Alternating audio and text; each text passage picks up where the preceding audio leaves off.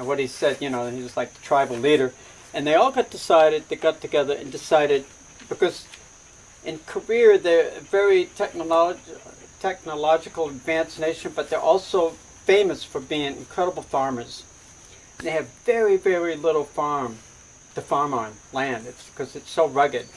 And they do most everything in greenhouses, and like in between the medium strips of superhighways, they have full-on farming going on everywhere. And everybody lives in high-rises because they know that they got to save their land. And so this county got together and they decided that they were going to do all their farming, natural farming way. And they went to Master Cho and they did the classes and everything. And after the very first year of doing the natural farming methodology and keeping very astute records, they came up with a 6% high yield, which blew everybody's mind. Everybody thought it was going to be lower, but it was actually higher than the chemical people. They spent 60% less money on their inputs. That's huge. And they got a twofold price increase on selling their products. Because in that part of the world, they have certified natural farmers. And if you're growing fruits and vegetables, and you're a certified natural farmer, you get twice the money than an organic farmer gets. So these guys, all of a sudden, wow, they got like 5 acres and they're making triple-figure income. So this is a good thing to remember if you're doing a business plan. In the last 5 years, I've been an organic farmer my whole life. And what I needed to do several times a year was drive down to BEI and spend $3,000, $4,000, $5,000 on pallets of organic crumbles from the mainland and this and that, and all this different stuff, right? And so in the last 5 years, I haven't bought any fertilizers. The only thing I buy now is chicken manure. I use my IMOs. I get green waste, and I get horse manure and chicken manure, and I got my cow manure and everything else. And you read about it all the time in Acres USA. They're always joking about it, and it's like the farmers are always trying to figure how to adjust the calcium, and they never can get it right. And they keep adding more calcium every year, and it still doesn't come out right. So if you look at a worm, casting, a little worm pellet, it's got this little shiny coating over it. Worms have a calcium gland. They actually produce calcium.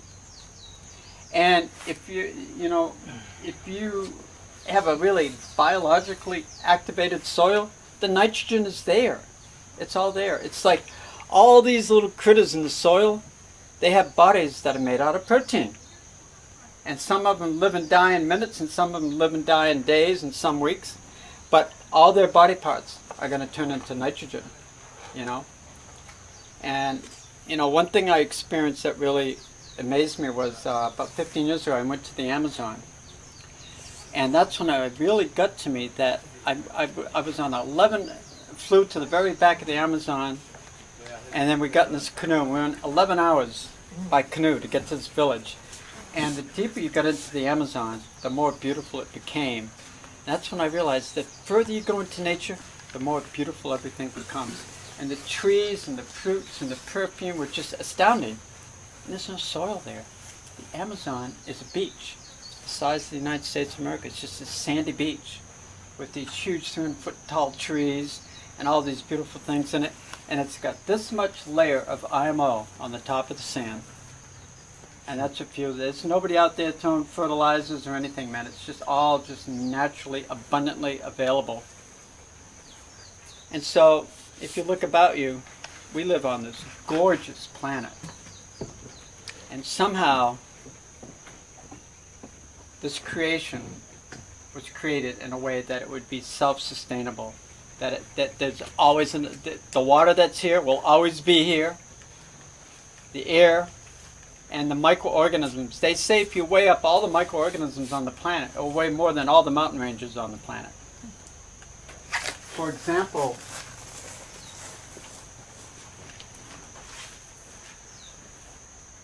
well, right here is probably, 10 to 20 billion microorganisms in this right here. That's pretty incredible. And so these creatures are alive, You can't see them, but they're kind of like this magical little thing that brings energy from the ethereal into the physical. And so the beautiful thing about this kind of natural farming, I think, for me, what inspires me, so I think this is like probably one of the best things you can do in life is, you know, to grow your own food. You know, it's invaluable. So, if anybody has any questions about anything as we're going along, just ask me, you know. So what I'd like to do, what I usually do, because this is what I do, and I thought, well, I don't know what else to talk about, we could make an IMO 4 and a 3. We'll talk. Now, do you people here know about the IMO, the natural farming, IMO 1? Mm-hmm. Have you talked about IMO 1, IMO 2, 3, and 4? Can you go into it a little bit more for everyone? Okay. Here? So, let me get my pictures here. I put these down. The reason I have this here, if anybody is really serious about farming, you should subscribe to Acres USA. This is the Bible, man. They've been out since the 70s. The brother that started this publication had passed on a few years ago, but he was beloved by everybody in the country that had anything to do with agriculture. And the articles in this thing are great. The last issue we just got, the whole issue was about biology of the soil. And there are farmers in the mainland, I'm talking big farmers with big tractors and big companies that are newly developed that are getting into the biology of farming. You know, they're not. A lot of people are starting to get it. They're moving away from the synthetics, and they're getting into the biology. Because I had some farmers from Wahoo here yesterday, and you know, I just can't. Like I told them, I just can't understand. But it's beautiful that we're starting to change the mentality. The fact that we actually have to start caring for this planet, and we have to work with it. You know, and so Master Cho says, when I opened this book for the first time and I looked down on the page, it says, a farmer approaches his crops and his livestock with parental love. And then I turned the page, a few more pages, and he's saying, when you start this natural farming, you have to empty out your mind of everything you learned. And you have to start observing things with your heart and with feeling for what's going on around you, you know. And this is what, you know, I've found in my life, and I try to point out to the young people that come here to work here, is that farming, you're not just farming the land, you're farming your soul. You're learning about who you are, you know, because you're a dirt farmer. It's very hard work, and so you have to like, it's kind of a challenge. It's a nice challenge, though, when you can really accept what's going on and look at what's happening around you. And for me, living on the land has developed a sense of gratitude in my life that I am ever grateful for every day, that I have this gratitude that my happiest time is being in the taro patch pulling weeds. There's nothing else I can think of better that makes me more happy, you know. So that's another good benefit of this type of farming. I have a question for you. Yes. When there's a drought, like we had one where I lived, like last month in Paneva, it was really brutal to water my plants, my crops, my horse grass that I'm growing. How do you deal with it here? Like, because I'm on county water, so I had an oscillating sprinkler system.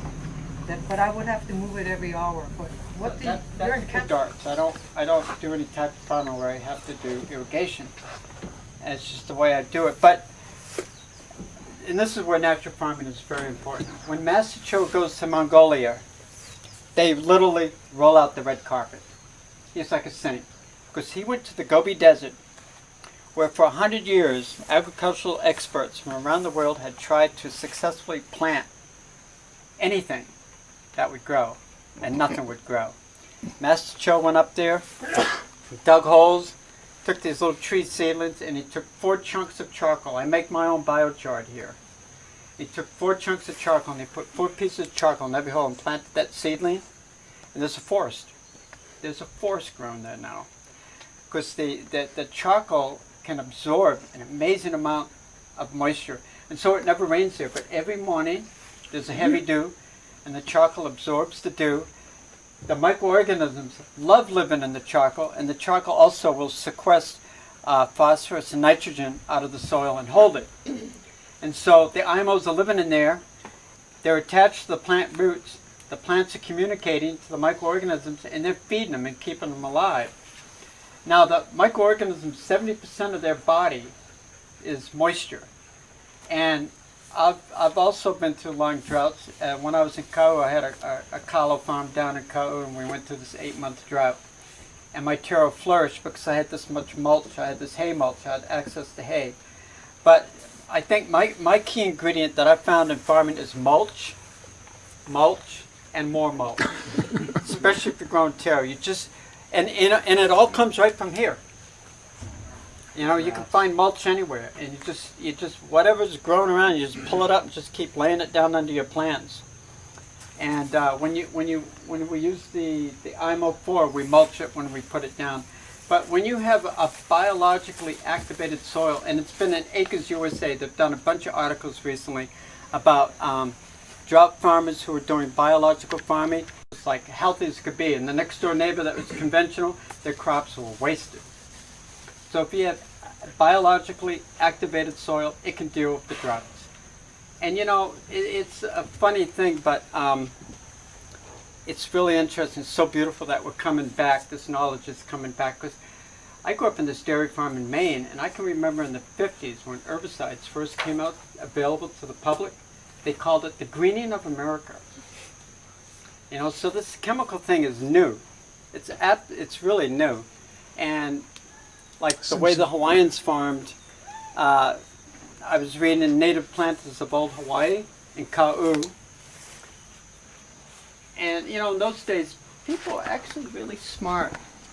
A lot smarter than our smartphones. They would go into the forest and they'd find these natural clearings, and they'd dig these big holes. And all they had, you know, they didn't have tools. They just had bars, sticks. They'd dig these big holes, and they'd go and they'd gather up all the leaf matter from the forest floor. Well, what are they gathering up? IMOs.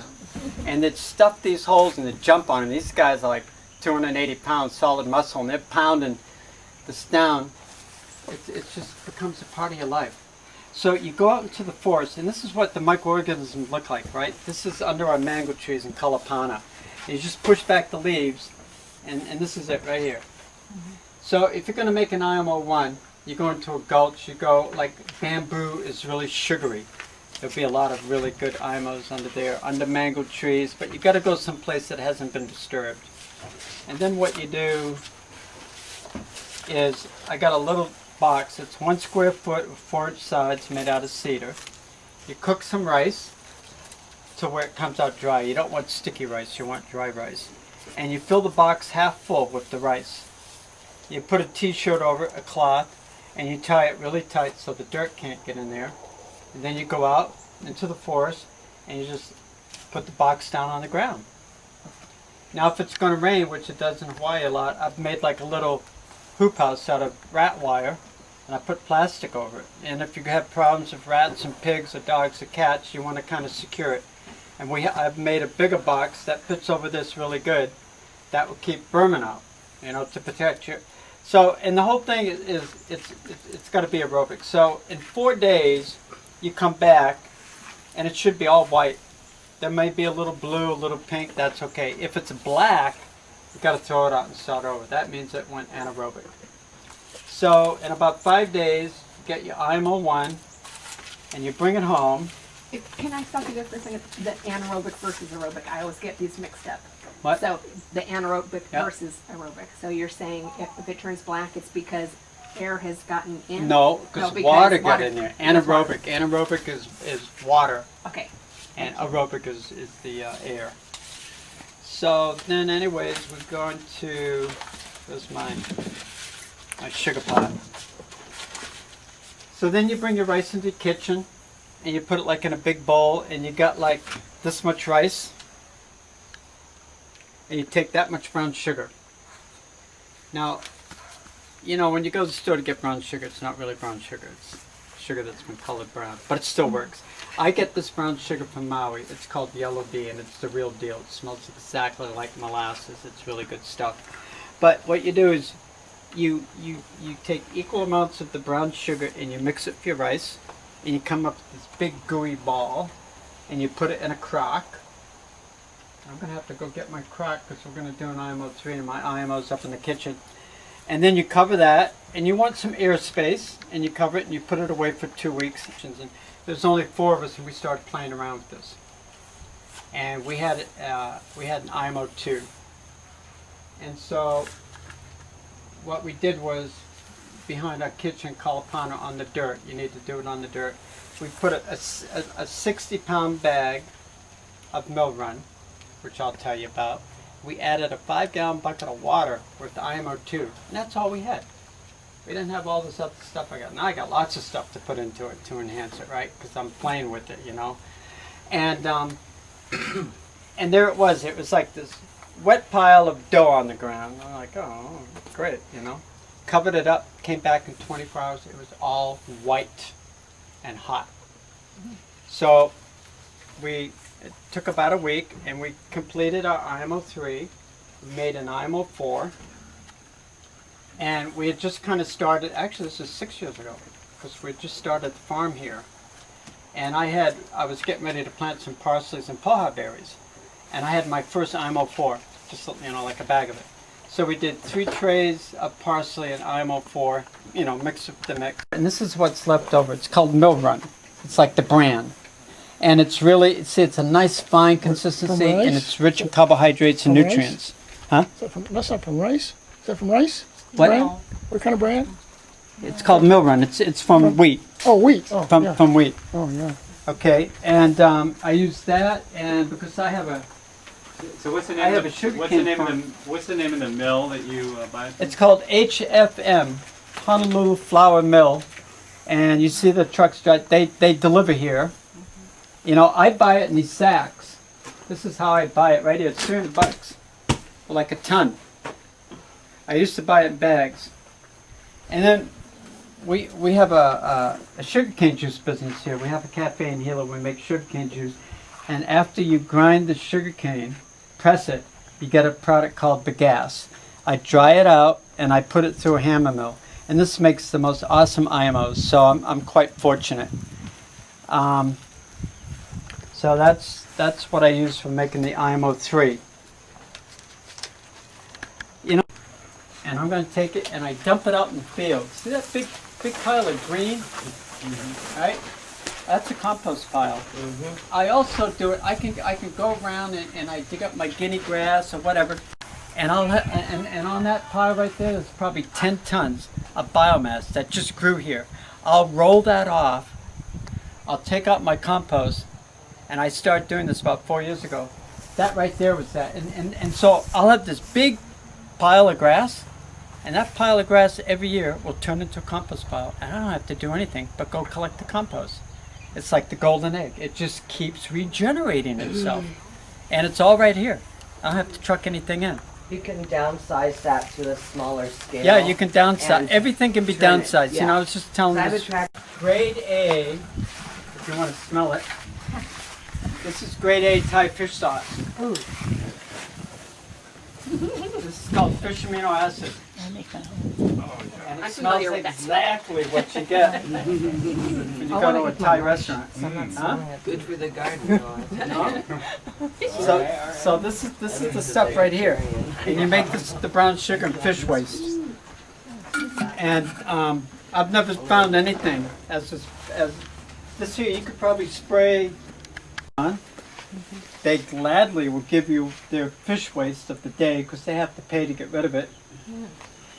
And you get the chopped up fish they give you and get like a cooler because it has a spot at the bottom. I use a big, back there I'll show you, I have these 2 big containers, but you lay out the fish, you put a layer of sugar, you lay out the fish, put a layer of sugar, you do that all the way up.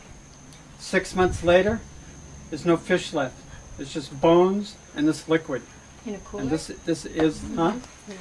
Yeah, that's how you make fermented fish sauce. Sure, it's an old The cooler. brown Never use sugar. that You're not going to use it for anything else, right? You So, know, you we all know, got an old cooler. Somewhere. if you guys can't remember all of this, we have a website called Kalapana Organics. And this is all on our website. We sell the